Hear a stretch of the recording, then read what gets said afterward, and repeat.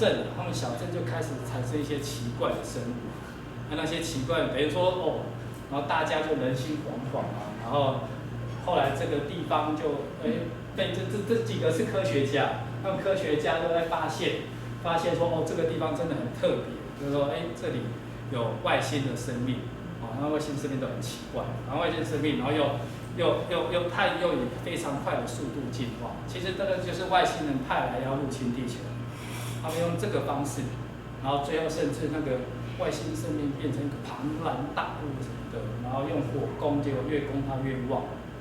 OK， 所以他在讲说这些陨石，然后彗星，然后带来氨基酸，好，所以我就扯到这个地方，因为我想到这部电影，它真的很好笑。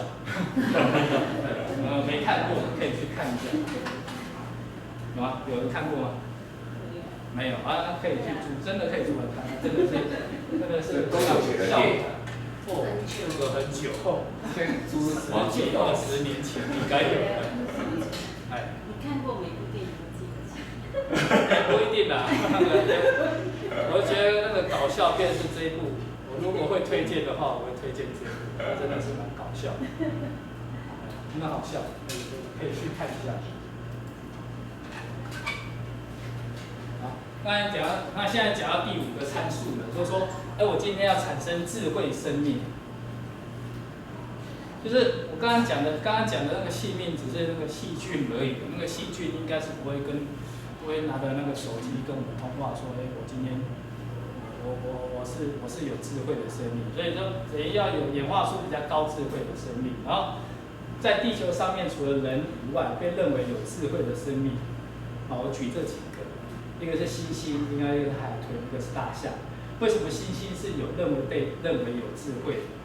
因为有的猩猩会学会手语，它会比手语，可以用人类的手语跟人类沟通，而且它沟通这个是说我不要被关起来，对不对？这表示说它是有自我意识的。这个是，比方说猩猩是有智慧的生命，那海豚我们就知道有那个海豚音，它可以用不同的频率来做沟通。然后大象的话，它知道镜中的是自己。那是什么意思呢？假如说我今天在大象的脸上面做一个记号 ，OK， 然后它做了记号之后，它看到镜子。一般的动物会看到它脸上这个记号的话，它会去触摸镜子上的那个记号。可是大象，它会用鼻子摸自己的脸，所以它表示什么？表示它知道它是它自己。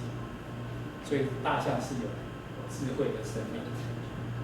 OK， 那现在在讲说，那古希腊人算不算是智慧的生命呢？希腊有3者，柏拉图、苏格拉底，然后亚里士多德，他们算不算有智慧的生命4个阶级。不好意思，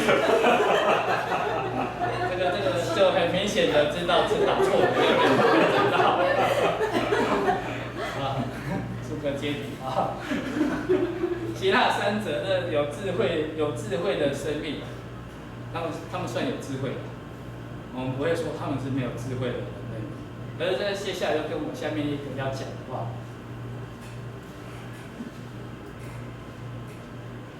他是有智慧的生命，可是他还不能他没办法进行通讯。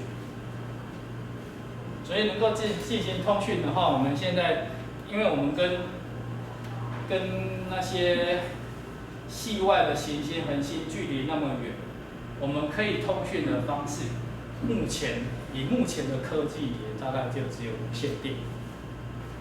那今天应该不会有一个外星人站在你面前直接跟你沟通这样，我想这个都是电影的情节。我们现在目前比较有可能跟这么远的生命沟通的话，就是无线电发明。然后意思就是说，刚刚讲的那个古希腊可能他们的智慧已经很高了，可是他还没有高到说我今天已经有发明那种沟通的方式，所以一直到1887年的时候，赫兹用实验证明了电磁波的存在。OK， 他其实这张就是他的实验图，我去把它找出来。然后这个就是一个电容，电容就是像电池一样的，它可以存电力。然后经过线圈多绕几圈，他把它放大，然后把正负极接到它这个金属上面，那这个金属球就类似于我们现在的天线，它有把它扩大作用，所以它今天把电接通之后，然后这边就会产生那个火花，啊，那个火花大家应该也有看过，它的实验就是，我今天在桌子的另外一端放了一个金属的，这也是金属的，然后共振器，然后它们之间并没有接触，可是它这边它把电接通之后，它这里也产生火花。所以表示什么？就表示说，它今天有一个它看不见的东西，现在叫电磁波，影响到这里，所以这里产生火花这样子。所以赫兹它是最早用实验证明电磁波存在的。可是这个也没有几个月前，他那个 FB 上面的新闻讲的，赫兹的那个学生就看着这个实验就好感动，然后就问说。哇，那这个电磁波可以干什么？那赫兹回答说，没有什么用，这只是一个实验。OK， 电磁波可以干什么？有没有人可以举例？这个大家每天在滑的。对啊，你现在手机的通讯就是电磁波。你现在看的电视也是电磁波。对，所以电磁波这个东西有没有作用？对，只是他那时候这个待会再讲好，现在赫兹他证明有电磁波的存在的话，可是后来就去查那个什么无线电是谁发明，其实无线电就没有说查到说，是某一个的，就像以前我们那种电灯是那个爱迪生发明的，就好像很明确，而无线电发明的话就不是说某一个特定的人，而是说，可能在这个地方，然后也有人发明了无线电，然后另外一个地方也发明了无线电这样子。像1895年的时候，俄国人波波夫就展示无线电的接收机，它等于说它像我们这样大厅里面，然后就有一个发报机，然后另外它发报机通了之后，它另外一端的接收机就响起来了。所以等于说，它实际应用了我今天无线电这个发现，就变成我们那时候的电报，用电报来传递讯息。所以无线电有没有作用，其实后面的人就帮他证明。然后，所以他1年之后就开发了个电文，这个，然后距离有250米，就是它的发报跟接收有这么长的距离。然后他拍的内容就是这个。这拍的内容是什么？那其实就是在跟我们向什么人致敬？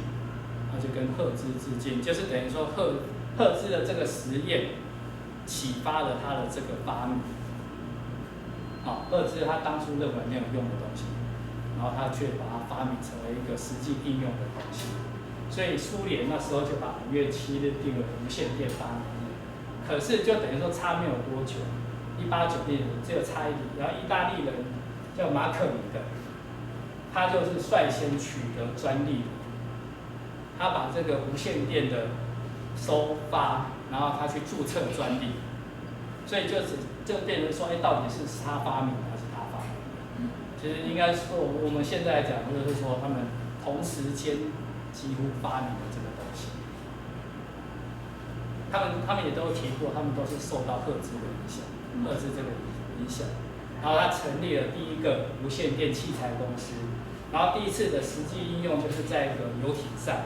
那个游艇赛的话，就是游艇从岸上出发，然后到中间海上的有一个终点的距离，然后到那个终点距离的时候，他就用无线电把他的比赛的结果，谁是第1名，把它拍回来，拍给到岸上里面。然后岸上的差了20英里，就知道说，结果是什么？这是第一次实际的应用。因为好像这样现在听起来好像是觉得，它不是我们的手机就是这样。可是他那时候等于是说，它是一个划时代的发明。所以在讲说，赫兹他可能是一个伟大的实验家，那波波夫是个伟大的发明家。马可尼他是一个伟大的商人，商人比较伟大。他知道拿这个东西来赚钱。哦，所以在讲说，无线电的发明就是我们现在最快的通讯方法。你知道无线电跟光速一样快吗？无线电跟光速是一样快，所以我们要跟这么遥远的文明通讯联系的话，目前当然你看会讲一些更深的一些科学，可是现在我们现在讲的最明显、最简单的方法就是利用无线电。好，终于把那个7个都讲了。好，我们现在就7个可是前面都没有给你数值现在就这一张图就是要给你数值。可是这个数值我再强调一遍，这个并不是一个精确的一个科学，这个人云亦云。比方说，恒星有行星的几率，其实光是这一个我们就没办法给他一个很确切的一个证据说，是不是每个恒星都一定有行星，这个不知道。所以这个都是A 奖它就给一个范围，然后 B 奖就给他另外一个范围。所以这些参数其实大概都是这样子。然后现在就是，我今天花了很多时间，我也当初也是在想说，这些为什么要给他20个？然后为什么是给他0.5？我要查证说这些参数到底是不是对的。可是后来我的体验就说，这个其实它这个刚才讲这个方程式的话，它其实是一个逻辑的推理，它并不算是一个科学的一个很精确的验证。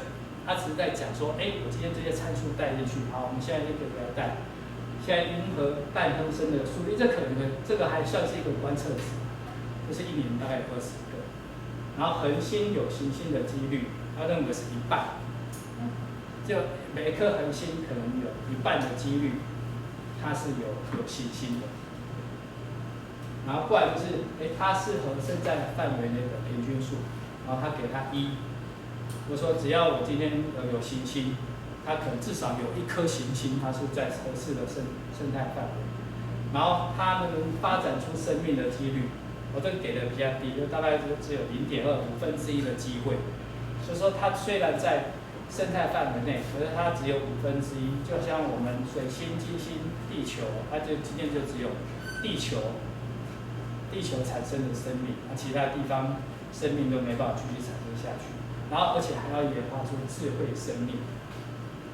那简化这个生命的话，要给它比较大。就是我今天如果有生命的话，生命它就有机会朝有智慧的地方去发展。OK， 然后最后，智慧生命 FI 对 FE， 这个生命能够进行通讯的几率，那也是给它1半0.5。OK， 然后就发现这个参数，把它乘起来之后，发现 n 等于 l， 也就是说，我今天可以跟我们通讯的恒星数量就等于我们智慧生命对外可以通讯科技延续的时间。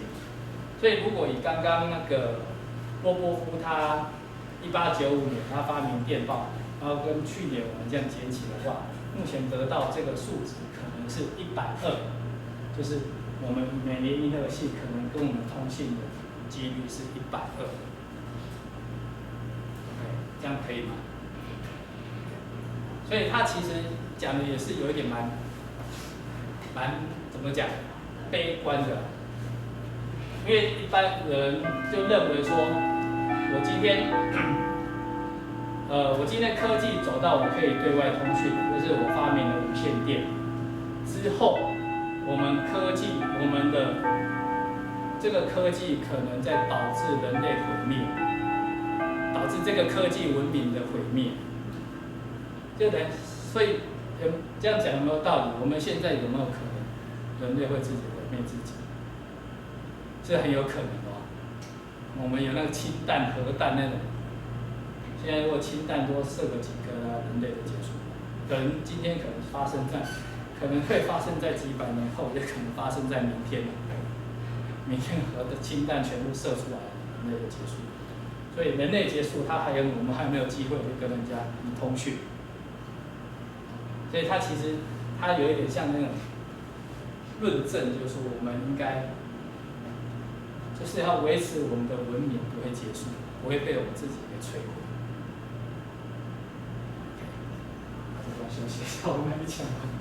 后面大概会估计有多少？如果说还会有很多，那我们就可以中间休息一下。看一下。